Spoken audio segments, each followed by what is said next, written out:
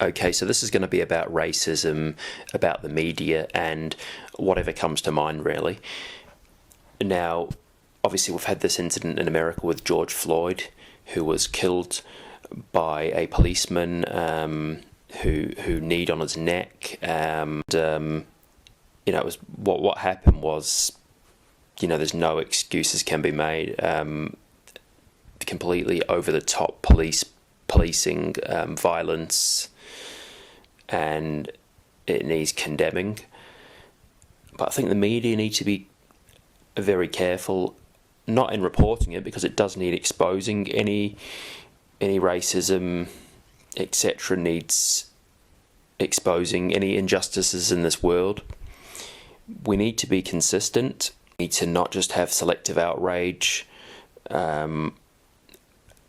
I'm not diminishing at all the struggle of black people, both recent and especially in the past, what they've had to overcome. It's something I won't understand, and it's something even a black person today isn't going to understand as well. I'm talking about people who have been slaves back then. I do know that if we go back far enough, all races have done bad things, or many races. We also need to be careful about the ideas that we allow into our heads. We're influenced by everything. We're influenced by our upbringing, probably the most, by our parents. Ideally, we all get off to a good start in life. The ideal model would be a mother and a father, so you're getting the male and the female influence together, not divided, not divorced, etc. Two loving parents who are mature, happy together, happy with you, give you discipline in a good way, not, unjustified. And of course, the environment you grow up in, the society, the people that you mix with, they play a part as well.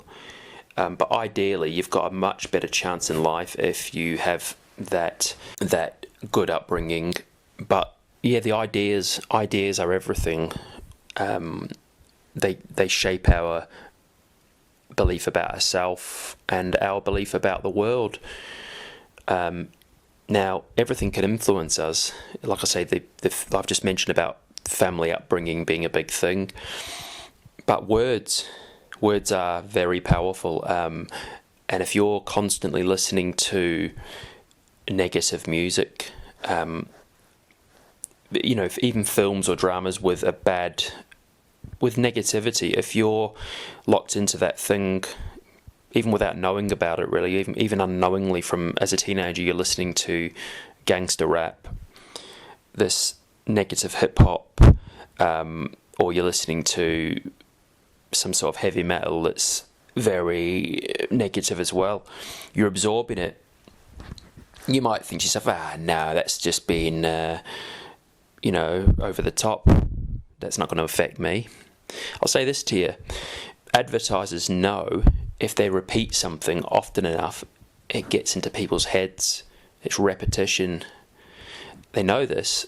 It's been proven going back to, I don't know, the last century.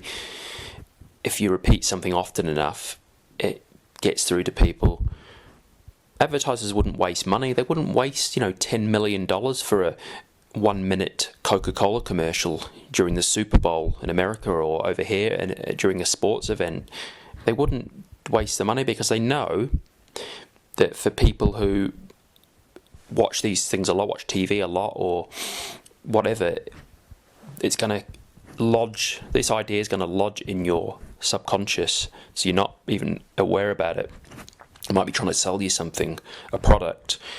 They might be trying to sell you an idea, or not sell you it, but influence you. It could be in a good way, but it could also be in, like social engineering, or, and I'm not going to get conspiratorial here, but it could be somebody's trying to influence a society, in a certain way, and it's potentially in the wrong hands. It could be dangerous, as it was in Nazi Germany, where they used propaganda, and I believe the propaganda was based on the way the British had used it in the First World War. I'm pretty sure that's what I'd read.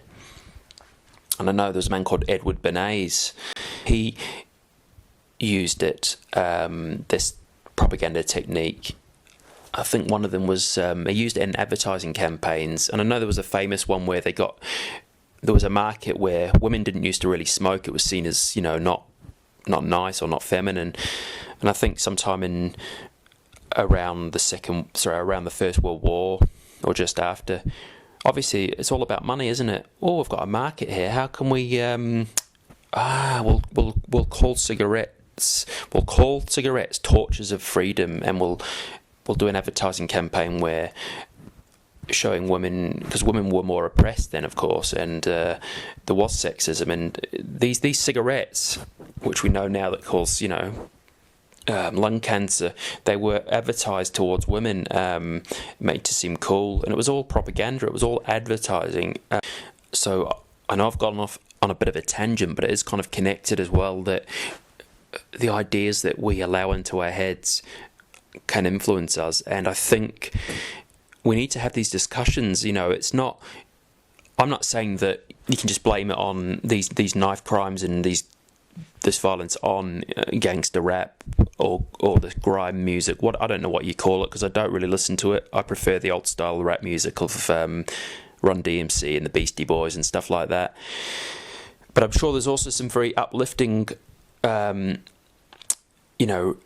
music as well, rap music or hip hop, and that's good, that's positive. But we need to, just because if we're filling our minds with this stuff, this negative, or watching negative movies, we're going through life feeling like we can't win. It's a struggle. Life's a struggle for us all. I'm somebody who's had depression. I still deal with my low moods, and it's sometimes you can become bitter and you can feel that, but you've got to not fall into that feeling of jealousy or to feel that you're a victim. There comes a point in life where bad things have happened. You have to take responsibility for yourself at one point.